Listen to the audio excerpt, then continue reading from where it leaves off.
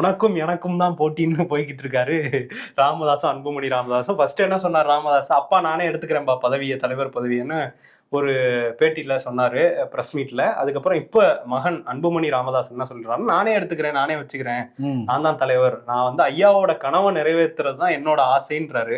ஐயாவோட ஆசையே என்னன்னா அவர் தலைவரா இருக்கணும் தான், அதையே அவர் நிறைவேற்றல. இப்ப வந்து மடல் எழுதியிருக்காரு தொண்டர்களுக்கு. அது வந்து பொதுக்குழு செயற்குழுவா தேர்ந்தெடுக்கப்பட்ட தலைவர் நான் தான், அப்ப நானும் அதிகாரப்பூர்வமான தலைவர் அப்படின்னு வந்து சொல்றாரு. அந்த அறிக்கை எப்ப வந்து விட்டுருக்காருன்னா மிட் நைட்ல விட்டுருக்காரு. ஐயா அப்படி சாப்பிட்டு தூங்கிட்டாரா, ஓகேமா போன் வச்சிருப்ப பாரு என்னோட ஸ்ட்ராட்டஜின்னு சொல்லிட்டு அறிக்கை வந்து மிட் நைட்ல வெளியிட்டு இருக்காரு அன்புமணி ராமதாஸ். அதுல வேற இன்னொரு விஷயத்தையும் சொல்லியிருக்காரு. அந்த சித்திரை முழு நிலவு வன்னியர் இளைஞர்கள் மாநாடு மாமல்லபுரத்துல நம்ம பல்லவ தேசத்துல போய் கெத்து காட்டுறோம்னு சொல்லி முன்னாடியே பேசியிருந்தாரு.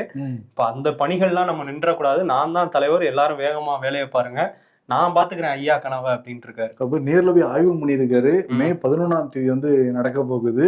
இப்ப அப்பா தலைவரா மகன் தலைவரான்னு சொல்லிட்டு பாமகங்களே இந்த குழம்பி போயிருக்காங்க. இப்ப கூட்டணி கட்சிகளும் குழம்பி தான் போயிருப்பாங்கன்னு நினைக்கிறேன். யார்கிட்ட பேச்சுவார்த்தை நடத்துறது அப்படின்னு.